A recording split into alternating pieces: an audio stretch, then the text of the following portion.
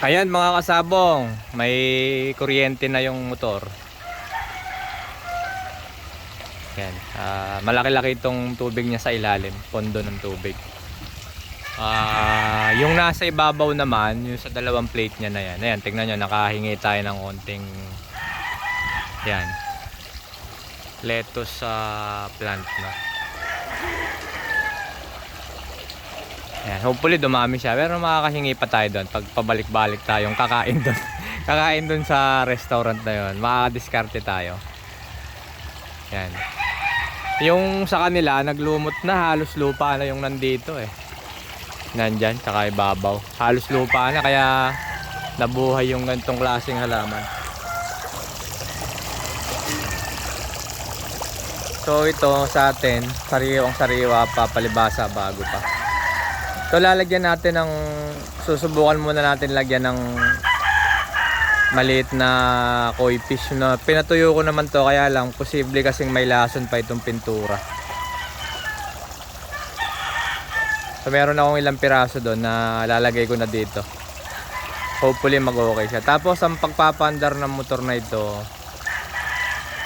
ang tubig nito, pagka ano lang, pagka siguro may bisita lang, okay naman siya. Pagka may natambay dito sa kubo kong maliit.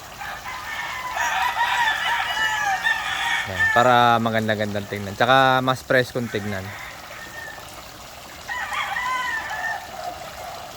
Yan.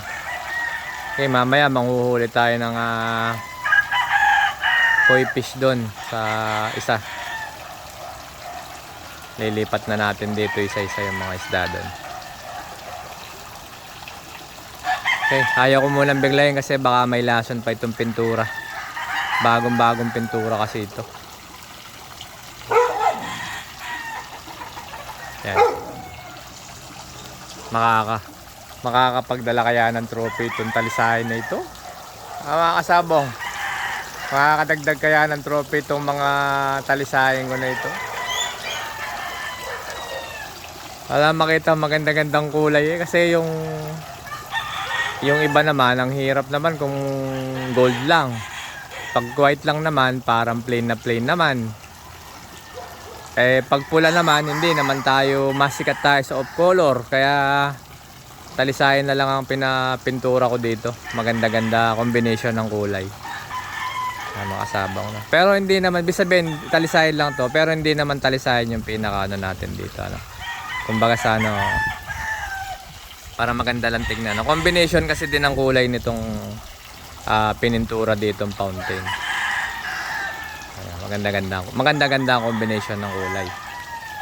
Ayan mga kasabong. Konting tuwa lang to mga kasabong. Dito sa aking maliit na pre-conditioning area ito eh. Pero ngayon halos wala na po ito. Halos ano na po ito. Going na po lahat ito sa raffle natin kasi mga stags po ito eh. Okay, yung mga kak naman doon mga kasabong, karamihan doon ay mga brood kak na galing sa mga breeding pen na medyo dry na din yung iba doon. So pasamantala doon muna sila hanggang sa matalian po yung nasa likod. Yan mga kasabong, ito yung pinagkabalaan ko ng konting oras ngayon lang. Yung mapaandar natin yung